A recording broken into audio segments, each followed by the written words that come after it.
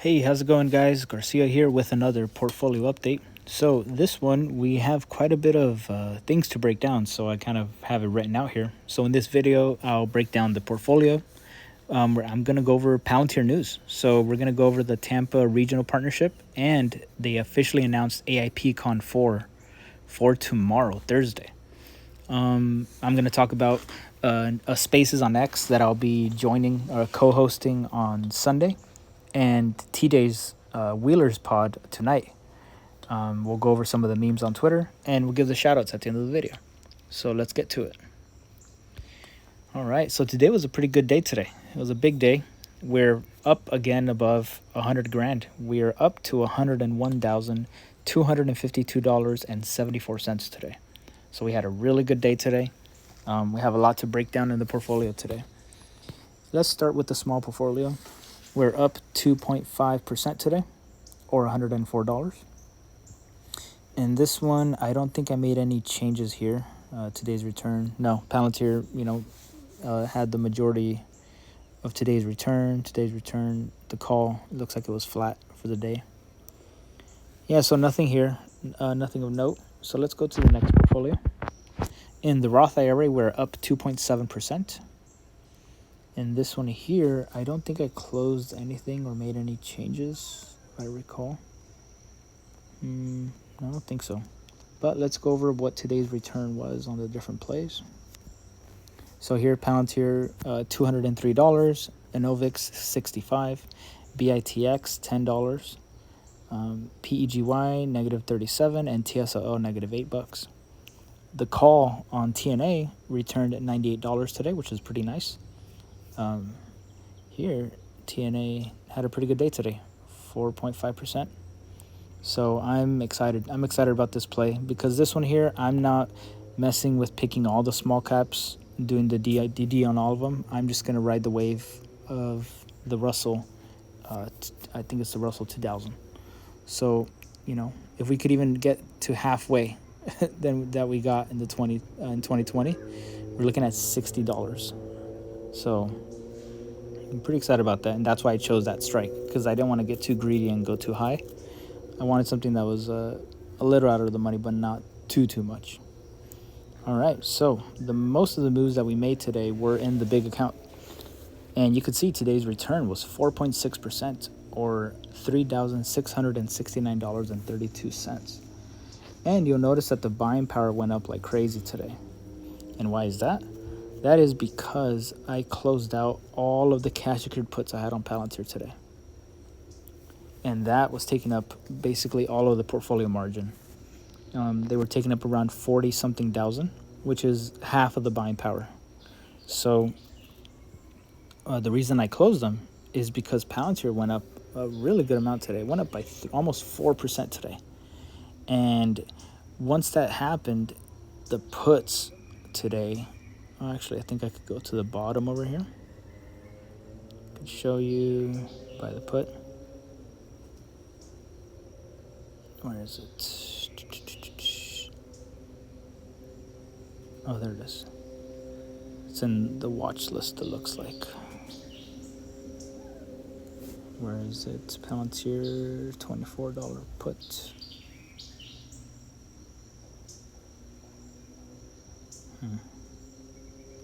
Is it on here?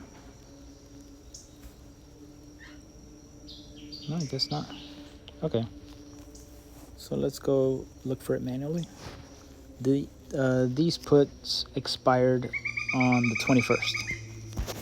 Now, today, I closed most of them at $1.70, $1.60. And the reason I did is just because these were out of the money still.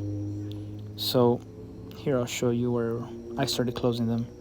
I mean, mind you, these puts, I was kind of dealing with these for a good, I'd say, I think 2 months. I don't know if it'll show here. Yeah, here. Yeah, look at this. I've been dealing with these puts for a while, since May.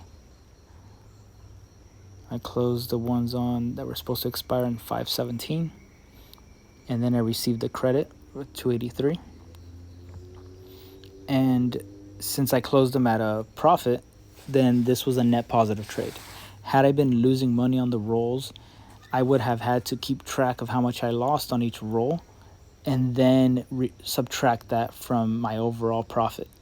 But because I made sure to take a net credit, I don't have to worry about worrying if whether I'm losing on this trade or not.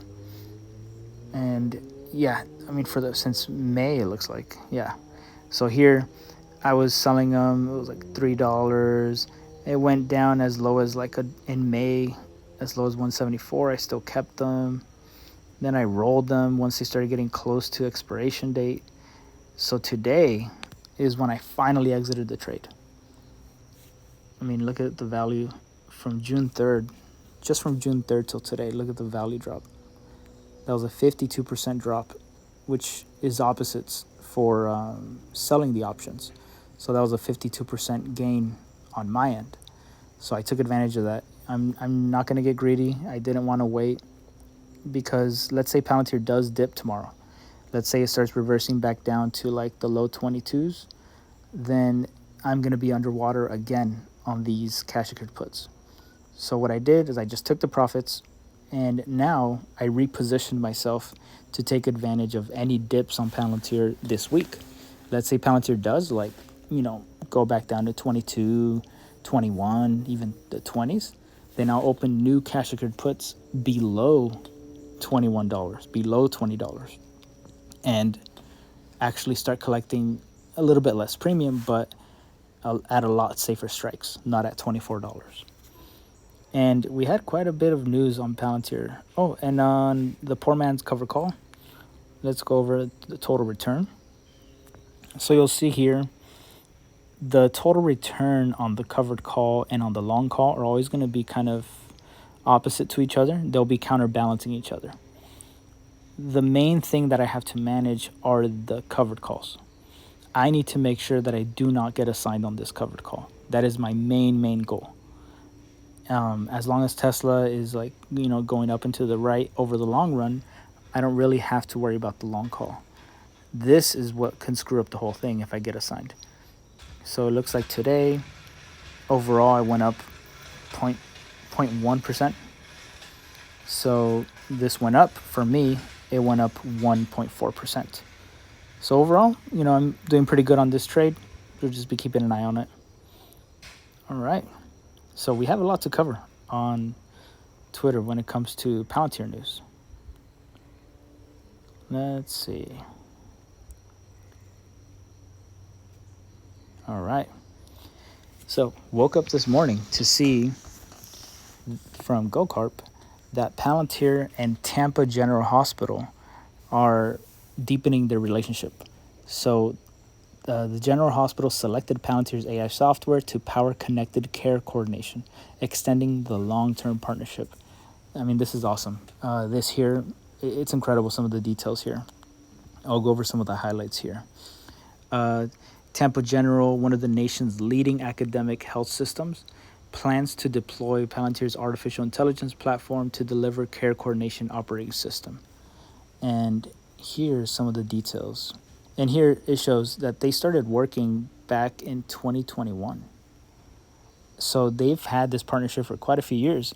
So for Tampa General to now kind of solidify the partnership with Palantir shows that Palantir has delivered results. Tampa General does not have to go to outside sources. They don't have to go to Google, Microsoft, C3 AI, UiPath, whatever other companies that consider themselves AI. They're getting results with Palantir. I mean, look at this right here. For example, Tampa General cut by 83% the amount of time required to place patients. An 83% reduction in the amount of time required to place patients. And post-anesthesia care unit holds declined by 28%.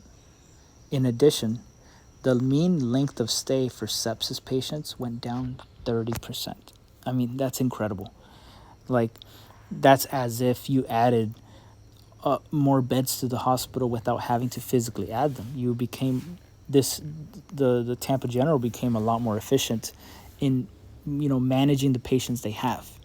They didn't have to invest in a bigger hospital, in bigger halls to accommodate for more patients. They just became more lean, more efficient, and they didn't have to do this by cutting costs as far as laying employees off. They did this by leveraging the current employees that they have and using their skills and leveraging their skills with AIP, with Foundry, and it's incredible.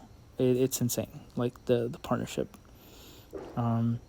Here, Alex Karp said, our partnership is proving that software is vital for overcoming many of the most pressing healthcare challenges that we collectively face. So this is awesome, this partnership here. And here, this is the partnership Squirtle. The good news / partnership Squirtle video that you'll see every time. And here Chad posted, I have a challenge for the Palantir community. There's an Easter egg in Times Square that I think you will find exciting. Let's see who finds it first. So here, yours is here.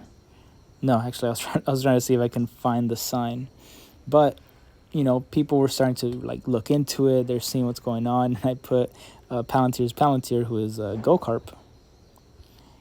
I put this is him right now running to it, and Chad said, I was waiting for this, thank you. And he was stuck in some morning meetings, but he was going to head over there. So he got there physically, and I wonder if the sign is visible from here. There's Broadway in the background. That's 7th Avenue. Not sure if I could see it from here. No, I don't think so. But this was what I put. Guys, I think I found it. And I know it's not in Times Square, but I couldn't help it. I had to put it in an iconic location. That was pretty funny. Me explaining why Palantir joining the S&P 500 is such a big deal. And my wife. A little overwhelmed, a little too much information all at once. Hey babe, it's a basket. It's the most important basket in the United States. It has all the top 500 stocks and blah, blah, blah. That was just like information overload, but it's funny. So here I was kind of sharing the call option, the cash secured puts that I was closing at a profit. So here I was buying to close them. So I received $2.83.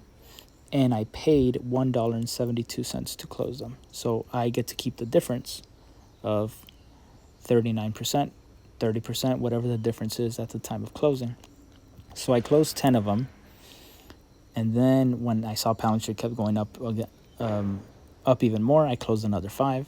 Palantir held it, so I closed up another 5, because it kept going up. So the reason I closed all of them is just to protect against volatility this week. So let's say the stock does swing up and down this week. I don't have to worry about all these cash secured puts swinging up and down. All right, so here I will be co-hosting a Spaces with my friends, Danny Chang, Open Skies, and Cantonese Cat. So Cantonese Cat, you might know him from YouTube as well. You guys should subscribe to him. He has a great channel. So this Sunday at 9:30 a.m. Eastern or 6:30 a.m. Pacific Standard Time, we're going to be hosting a Spaces together. We're just going to kind of talk about, we're going to talk about NVIDIA, Tesla, Palantir, and just, have like a friendly conversation with them, just catch up with them. We've been, chatting for, months now, as friends, and it's nice to have, friends on Twitter that we can kind of just discuss like life stuff, stocks, and so yeah, it looks like we'll just be talking on June 9th, 8:30 a.m. So hope you guys can make it. And I putting myself out there more often. I'll be a panelist on TJ the Wheel Deal's podcast, Wheelers, tonight at 9 p.m. Central, if any of you are interested in tuning in. Tonight, guys, when you see this video. Actually, when this video comes out, it'll be in about an hour when you guys see this video. Here's TJ's post. Join us for Wheelers Live at 9 p.m. Central Time on my YouTube channel.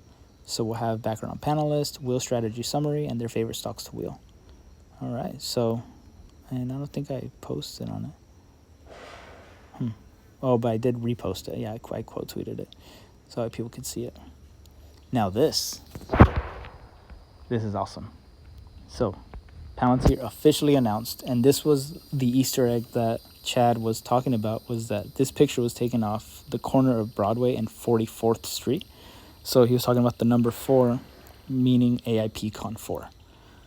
So tomorrow, we're going to hear from AARP, Jacobs, United Airlines, Fujitsu, TGH, Parexel, Cleveland Clinic, Cone Health, Swiss and Kinder Morgan, and more. So tomorrow, officially. And here, I love this GIF. Every time something exciting, something awesome is announced, it's the best reaction GIF. All right. So here,